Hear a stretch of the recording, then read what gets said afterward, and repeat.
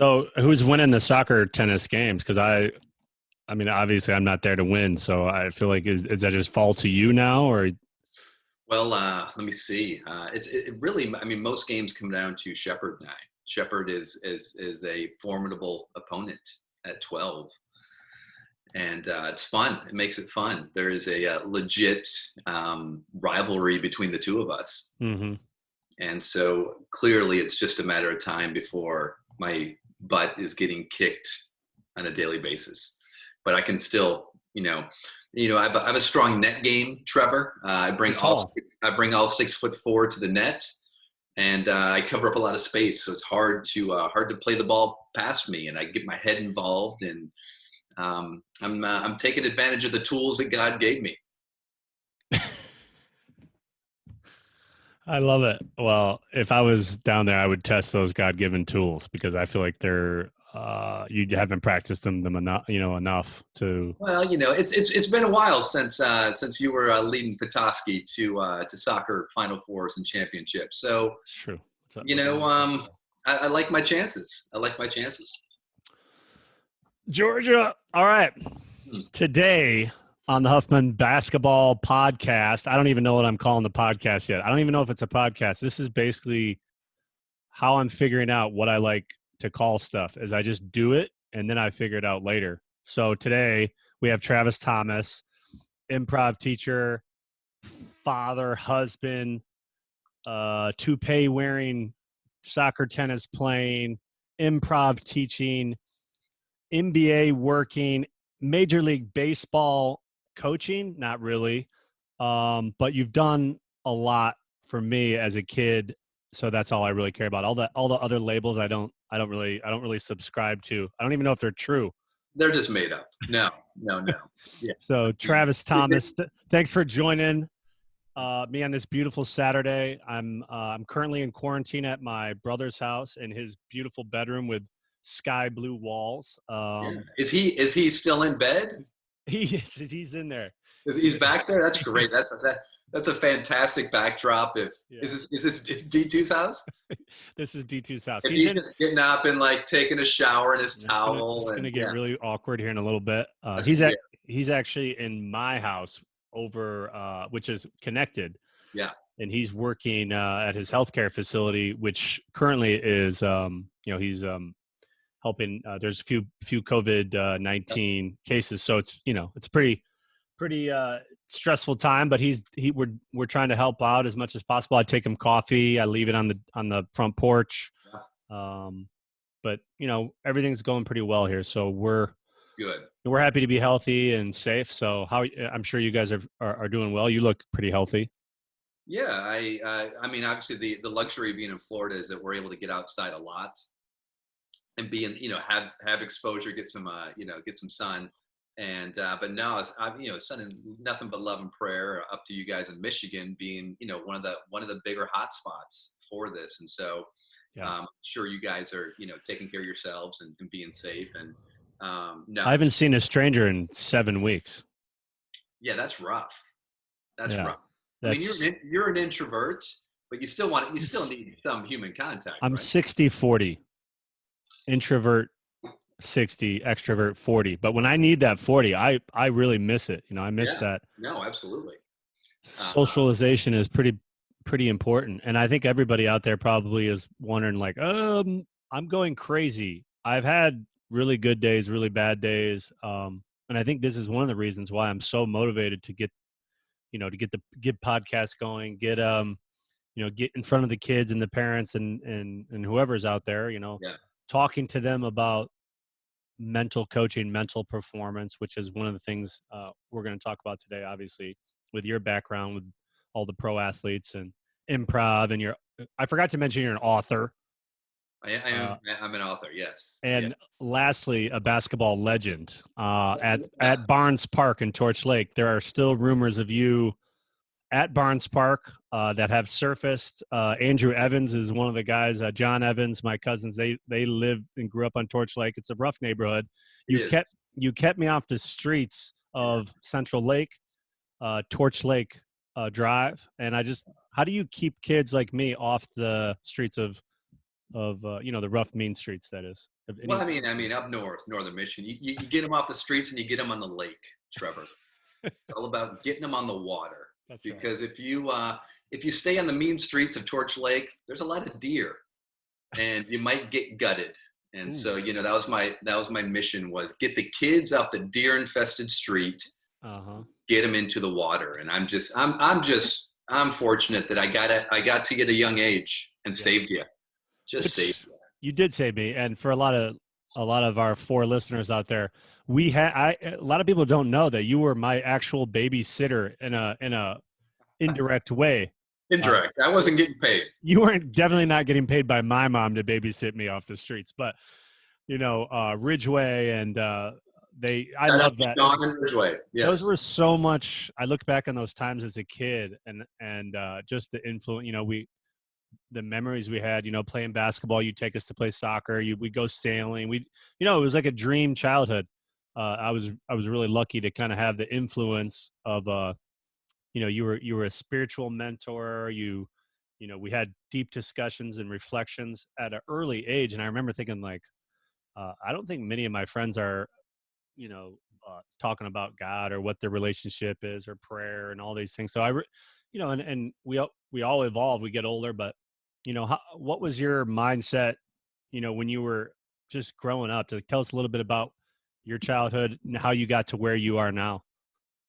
Yeah, I mean, you and I know each other going back to our families going to the same, church growing up, and so, you and I had that connection early on, and so, and seeing each other quite a bit. And even when you moved up to northern Michigan, the place where I would go visit, our lake house, was close to where you were, and then. And so as we stayed in contact, obviously it was easier for us to talk about spirituality and God because we had that in common from our families. But as far as sort of even, I mean, you and I were having conversations, in college and even before that around faith and spirituality and to the mental side of things before I was even in the position where I was, teaching mental skills or leadership or team dynamics, which is primarily what I do now. But that's always been, it's always been a big part of my life. So spirituality has always been a big part of my life. Sports were a big part of my life. And, I was always trying to, be the best athlete I could, but be the best person I could be. And having spirituality be connected to that. And what I love about the work that I get to do now is I'm not talking spirituality per se to an athlete unless they're specifically wanting to talk about their spirituality. And then we can make those connections based on the athletes. But when you boil it down to mental skills and personal development and leadership and all these different things, it's very spiritual. It's just a matter of language and how you talk about things and where the athlete is coming from. And so it's easy to sort of adjust the language and talk in more secular terms, depending on the athlete. But if they're spiritual and they want to talk about their faith, it's really easy to connect these mental skills to spirituality. And so for me, loving that growing up and then, for the last 15, 20 years, kind of built very intentionally trying to build that career with that was really natural for me. Mm-hmm. And I know for me, I talk to my cousin John, who's a sports psychologist. I love the mental side of sports and the mindfulness. And I think that's a huge portion, especially right now with what's, with the quarantine and people kind of being locked in their brains. I know I felt like, man, I'm a prisoner of my existence right now. I'm just existing. Am I happy with that? Am I able to relax and be at peace with just not being productive or not being able to coach a team or, the pro team or coach players or work with players? And I think that's a really interesting, approach from a spiritual or non-traditional religious perspective, looking at the mind as a connection to whatever it is you believe in. And I think for me, that's what sports was. And I think mindfulness, breathing, all that stuff brings us back to that. And working with like the soccer teams, the NBA players, the NFL players, how much do you find that these players actually practice what they preach compared to middle school, high school? The demographic of parents and coaches in the ranks that aren't at that level. Like, what's the difference? Yeah, I mean, I think when you're working with professional athletes or high level, college athletes, I think usually the difference compared to just youth athletes, for the most part, is at the professional level, most athletes are looking for whatever edge they can to get better, right? How do I, this is their career, this is their livelihood. So how can I get a little better?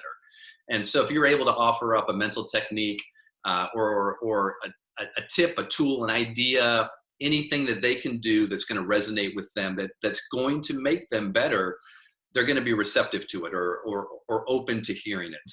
Mm-hmm. And then their ability to put it into practice is really up to them. But I mean, if you look at what does it take to become a professional athlete, you can look at the level of discipline and commitment and say, okay, they've demonstrated a level of discipline and commitment to get to this point. There's a good chance they're going to be open to additional ideas to get better. When you're working with youth athletes, it's more about, you want to introduce concepts and introduce ideas and present them in a way that athletes can opt into it.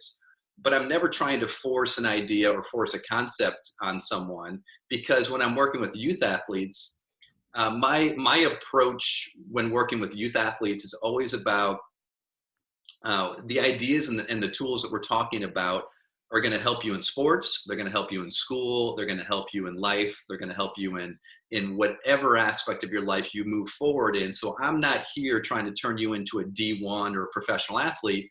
I'm trying to give you some ideas and tools that are going to help you perform in every aspect of your life for the rest of your life. And so it's trying to maybe present it in more of a holistic way. When you're dealing with a professional athlete, it's all about that specific performance for the most part. As I get to know athletes, then we can talk more personal things in life. But you have to sort of develop that relationship first. So let's drill down a little further. I mean, I feel like that's the macro. Let's get to the micro here for an athlete, a parent, a coach looking for more consistent performance. Mm-hmm. On and off the field, off the court, whatever athlete you are, basketball player, football player. What are some of the things you're teaching now? Yeah, and really focusing on. Yep, I would say that the number one thing for an athlete,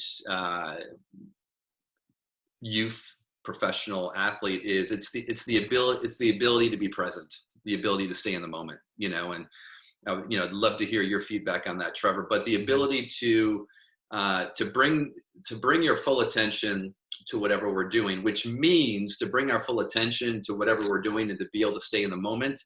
It means that we're not thinking about the dozens, if not more, distractions that are trying to pull our attention from what we're doing.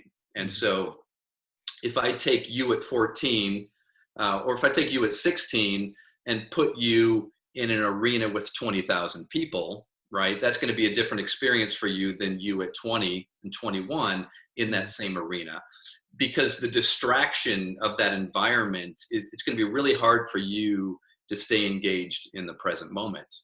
And so to work with athletes, it's, where is, I always ask, where's the game being played? And they're like, what do you mean, in the gym? No, not like where is the game being played? Is it being played 30 seconds ago? Is it being played 30 seconds from now? Or is it being played right now? And then right now, and then right now. So a lot of the games and activities I do with athletes is I want them to feel, or I'll ask them, describe a time when you felt like you were in the zone, right? We, all athletes can have those experiences where, it was so easy and right, slow motion. And so describe what that felt like. And if we can have the athlete describe what that felt like, and what were you thinking about? And most of the time, so like, I wasn't thinking about anything. So what did it feel like? Oh, it felt effortless. It felt fun.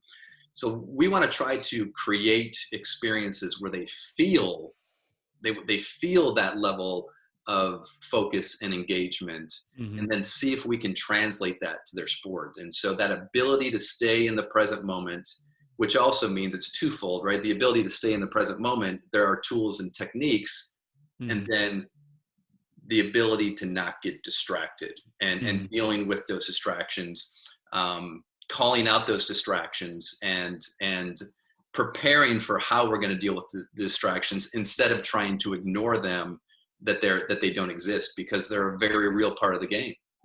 Yeah, for sure.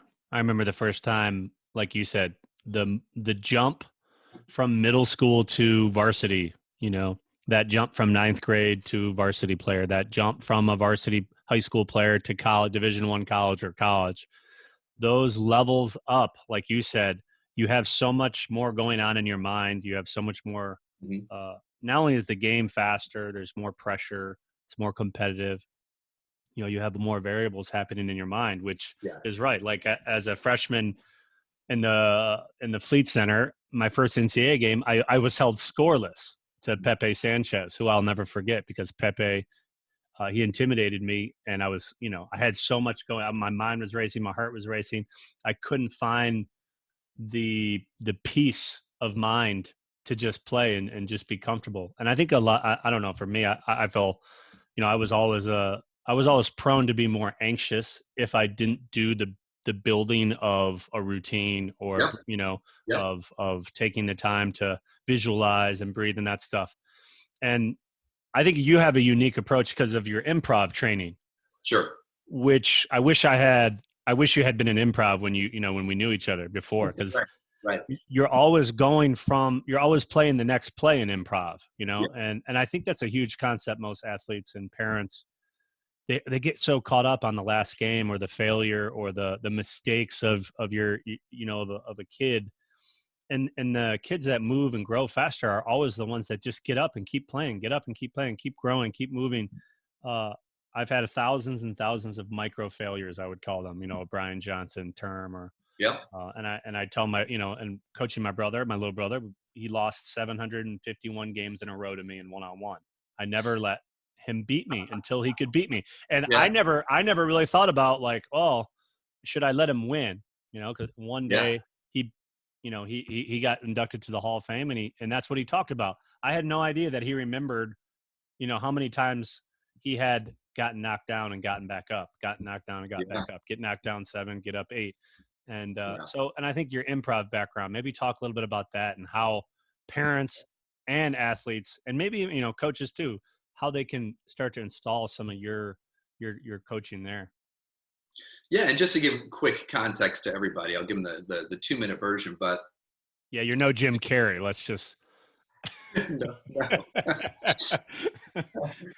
I'm just kidding. Actually, you're one of the funniest guys I've ever hung out with. Actually, it's funny. I was doing a podcast interview yesterday with the improv theater that I started out in Boston, Improv Asylum, and the owner was my first teacher there. And so it was fun. We were doing this 22-year, like, hey, you were my first ever teacher in '98, and here we are talking again.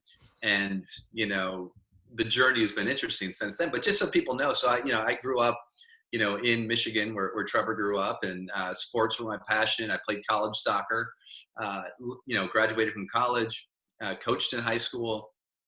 That was my passion. Got married young. My wife and I moved to Boston. And then I was 25 when I took my first improv class. And so I wasn't some kid that was in the theater my whole life. I took my first improv class at 25, went through an entire training center in a year and a half, and just so happened to get to the point where I was now performing at this theater, Improv Asylum, and performing regularly as a paid professional performer, right? Getting on stage 2 or 3 times a week in front of 100 and 120 people. And for those of you who aren't super familiar with improvisation, go watch Whose Line Is It Anyway? You can watch it with the family.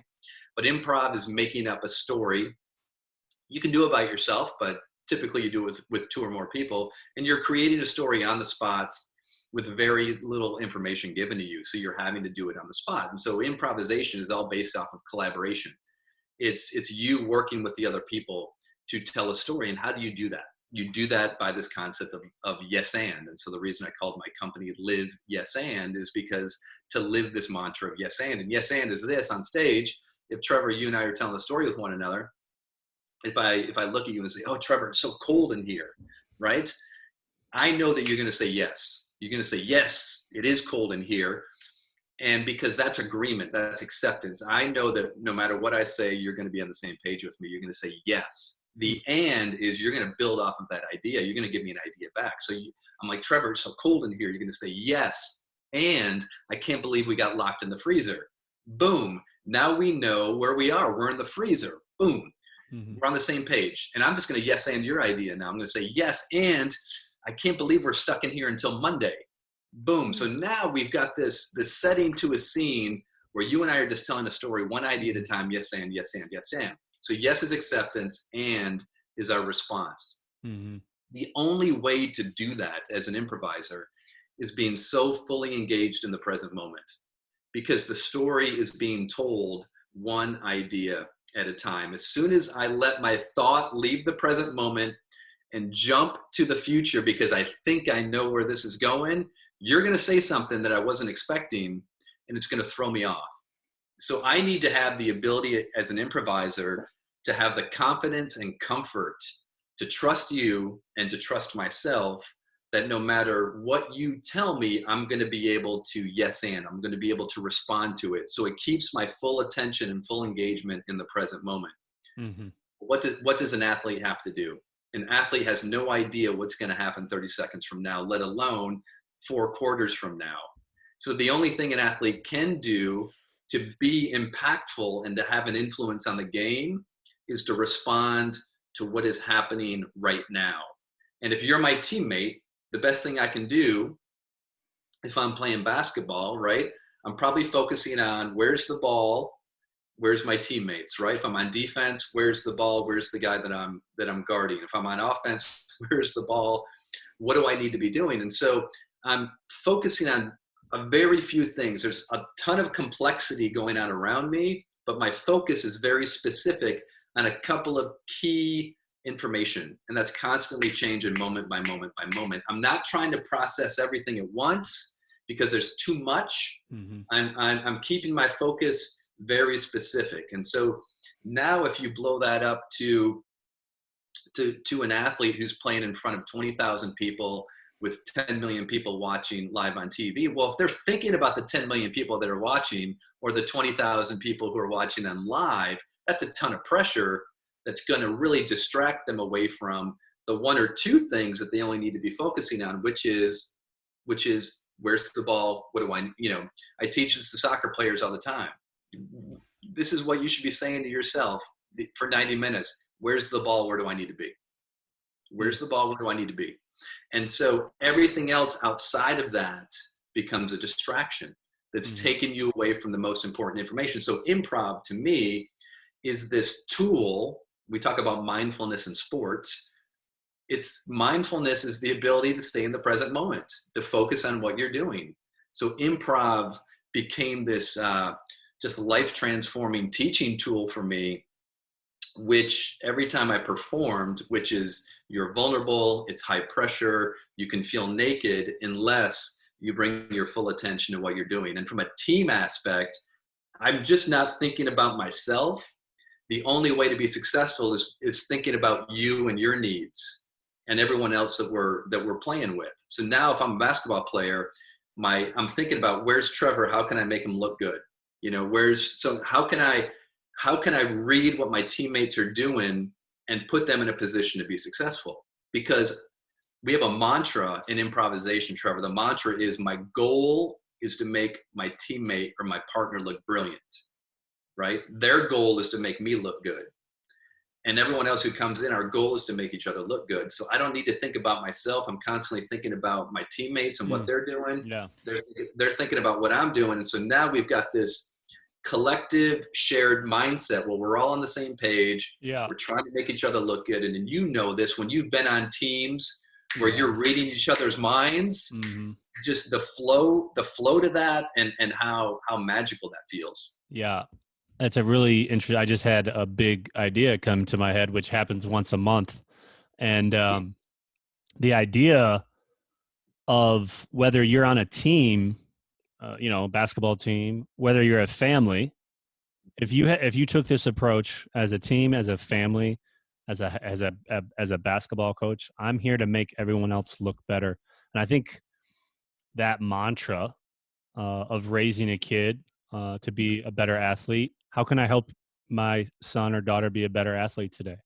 How can I make them look good? How can I get them into the habit of being of practicing, better eating or healthy practice habits? All those things you think about as a parent, your kid might not think about.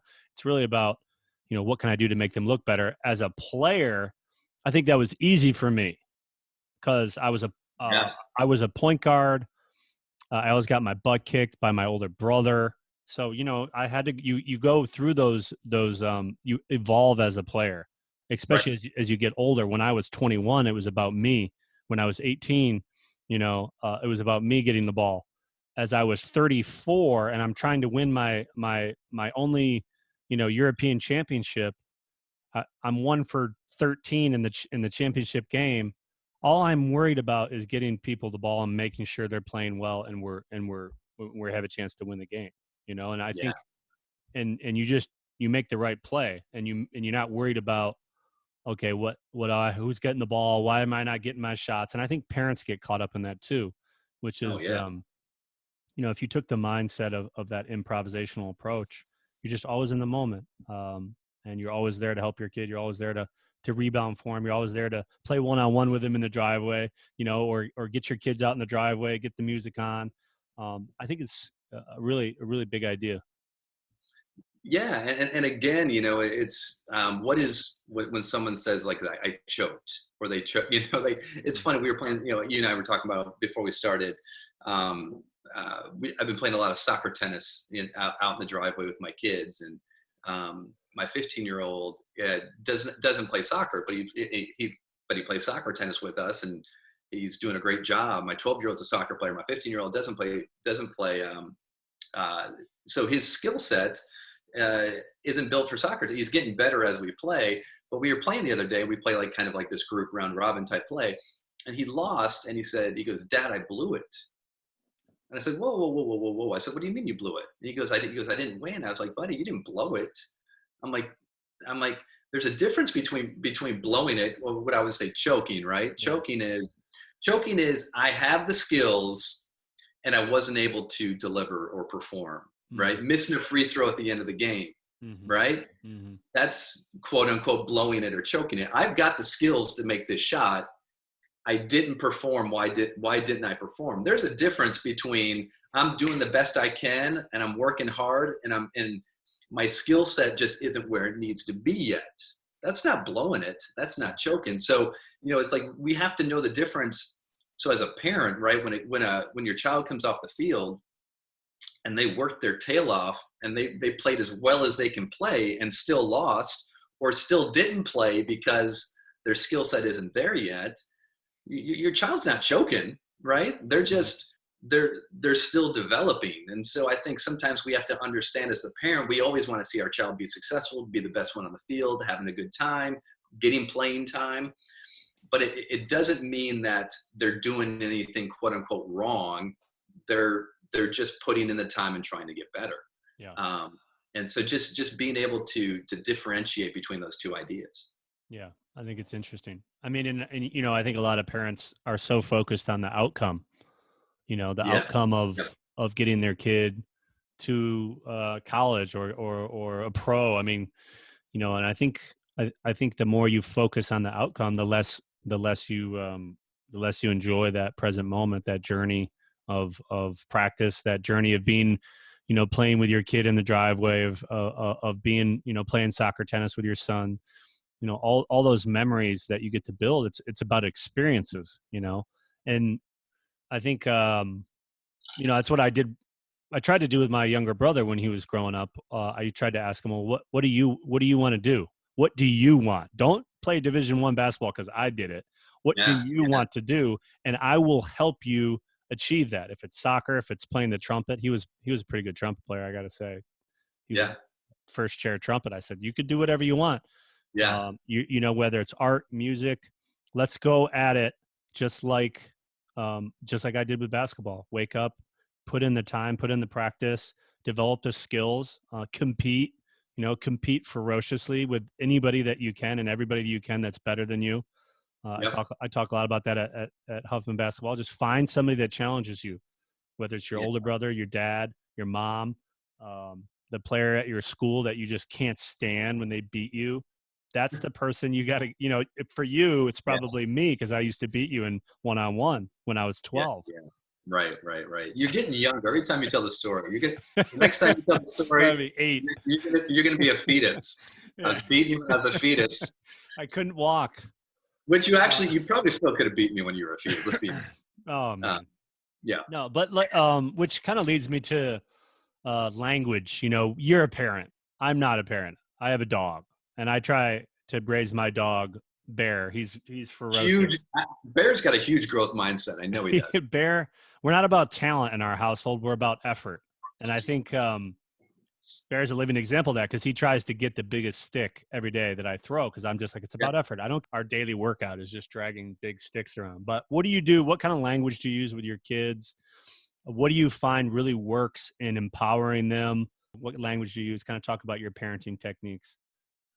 Yeah, I mean, so first of all, I want to be honest from the get-go and say that I still get it wrong all the time as a parent, and I can teach this stuff till the cows come home.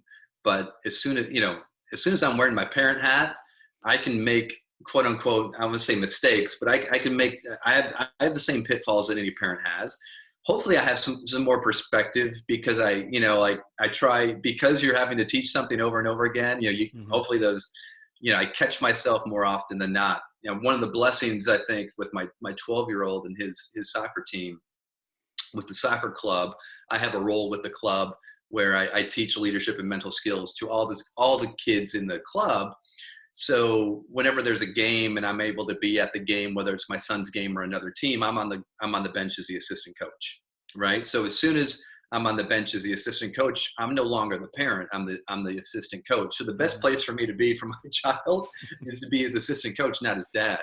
Uh-huh. So he's come to me plenty of times and is like, Dad, I don't know if I want to play, or like just nerves or dealing with whatever. And I look at him and go, buddy, you got to talk to coach. Because, the parent wants, I have my perspective, but to be the coach, it keeps me in the right mindset. And so all of that to say, I'm a firm believer in, for those of you who haven't, read Carol Dweck's mindset, the difference between the fixed and the growth mindset.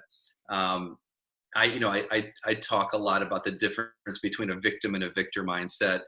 And so first and foremost with my own kids as a parent, it's wanting them to own their experience. I want them to have ownership of their experience. This is not Dad making them do things. Now, if they say, obviously you sign up and you're a part of the team, you have to do the requirements of the team, but I'm not waking them up at 5:00 in the morning, making them do this, making them do that, because I can encourage and I can, as best I can, but they need to own their experience. There's this great video.